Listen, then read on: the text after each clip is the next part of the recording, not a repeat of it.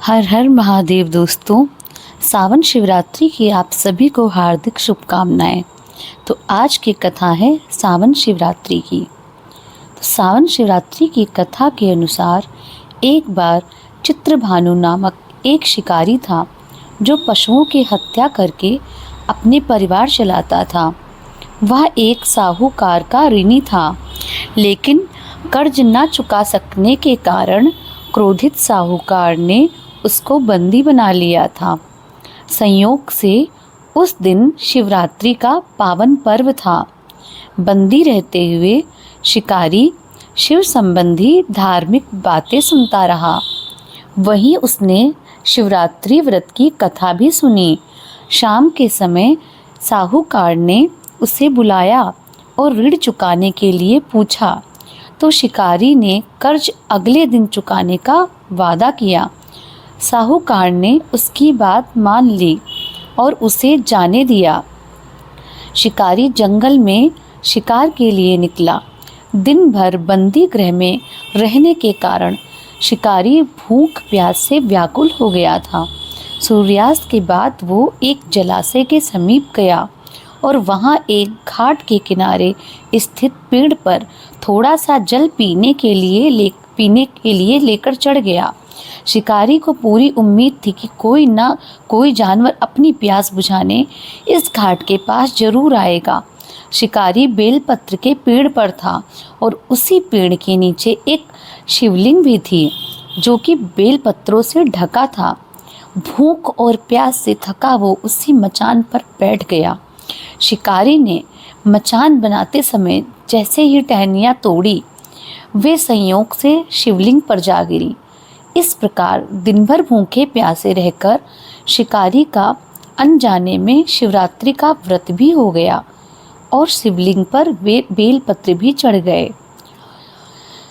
इस तरह से एक प्रहर रात्रि बीत जाने पर एक गर्भिणी मृगी तालाब के किनारे पानी पीने के लिए पहुंची। शिकारी ने उसे देखकर धनुष पर तीर चढ़ा दिया। ज्यों ही वह प्रत्यंचा खींचने लगा, उसके हाथ के धक्के से कुछ पत्ते और जल की कुछ बूंदें नीचे बनी शिवलिंग पर गिर गईं और अनजाने में ही शिकारी की पहले प्रहर की पूजा भी संपन्न हो गई। मृगी बोली, हे शिकारी, मैं गर्भिणी हूँ, शीघ्र ही प्रसव करूँगी। तुम एक साथ जो दो जीवों की हत्या का पाप अपने सिर पर ना लो। मैं बच्चे को जन्म देकर शीघ्र ही तुम्हारे पास वापस आ जाऊंगी, तब मार लेना मुझे।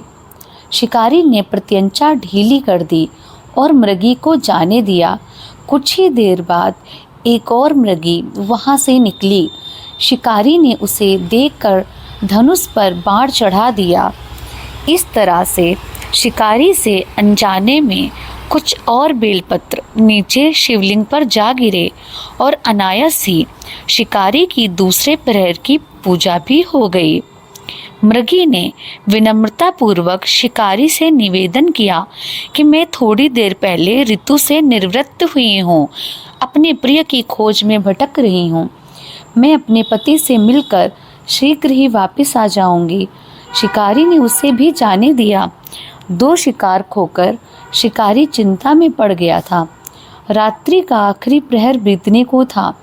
तभी एक अन्य मृगी अपने बच्चों के साथ उधर से निकली। शिकारी ने उसे देख तुरंत धनुष पर तीर चढ़ा दिया। वो तीर छूटने को ही था कि मृगी बोली, मैं इन 3 बच्चों को इनके पिता के हवाले करके लौट आऊंगी। इस समय मुझे मत मारो। शिकारी ने कहा, मैं सामने आए शिकार को कैसे जाने दूं? इससे पहले भी मैं 2 बार अपना शिकार खो चुका हूँ। मेरे बच्चे भूख प्यास से व्याकुल होंगे। मृगी ने शिकारी की बात सुनकर कहा कि जैसे तुम्हें अपने बच्चों की ममता सता रही है, वैसे ही मुझे भी इनकी फिक्र है। इसलिए मेरी बच्चों का सोचते हुए मुझे थोड़ी देर के लिए जीवन दान दे दो। मेरा विश्वास करो, मैं इन्हें इनके पिता को सौंपकर तुम्हारे पास तुरंत लौट आऊंगी। मृगी की यह बात सुनकर शिकारी को उस पर दया आ गई। उसने उसे भी जाने दिया। शिकार न कर पाने के कारण परेशान होकर पेड़ पर बैठा शिकारी बेलपत्र तोड़ तोड़ कर नीचे फेंकता जा रहा था। इस तरह से उसके तीसरे प्रहर की पूजा भी स्वतः ही संपन्न हो गई। पौ फटने को हुई तो एक मृग उसी रास्ते पर आया। शिकारी ने सोचा कि अब चाहे कुछ भी हो जाए, इस बार वो शिकार करके ही रहेगा। शिकारी की तनी प्रत्यंचा देखकर मृग ने विनीत स्वर में कहा, यदि तुमने मुझे पहले आने वाली 3 मृगियों और उनके छोटे छोटे बच्चों को मार डाला है तो मुझे भी शीघ्र मार दो, ताकि मुझे उनके वियोग का दुख न सहना पड़े। मैं उन मृगियों का पति हूँ। यदि तुमने उन्हें जीवन दान दिया है तो मुझे भी कुछ समय के लिए जीवन दान देने की कृपा करो। मैं उनसे मिलकर तुम्हारे पास उपस्थित हो जाऊंगा। मृग की बात सुनकर शिकारी ने मृग को सारी बात सुना दी।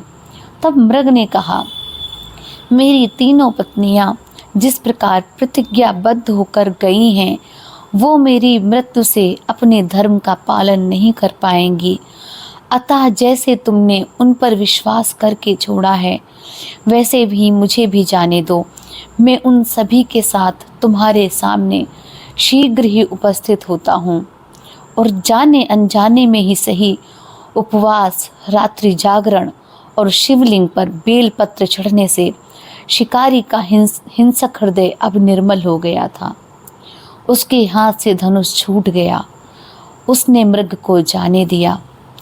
थोड़ी देर में वह मृग सपरिवार शिकारी के सामने उपस्थित हो गया, किंतु जंगली पशुओं की ऐसी सत्यता और सामूहिक प्रेम भावना देखकर शिकारी को बड़ी ग्लानि महसूस हुई। उसके नेत्रों से आंसू निकलने लगे। उसने मृग परिवार को जाने दिया और अपने कठोर हृदय को जीव हिंसा से सदा के लिए हटा दिया।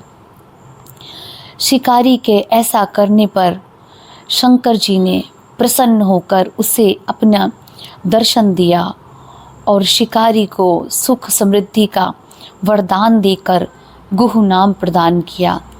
ये वही गुह था जिसके साथ भगवान श्री राम जी ने मित्रता की थी। इस प्रकार शिवरात्रि पूजन की पौराणिक व्रत कथा यहीं पे समाप्त हुई। ओम नमः पार्वती पते, हर हर महादेव। तो अगर आपको ये कथा पसंद आई हो तो प्लीज़ लाइक कीजिए और भी कथा सुनने के लिए मेरे चैनल को सब्सक्राइब कीजिए। तब तक के लिए हर हर महादेव।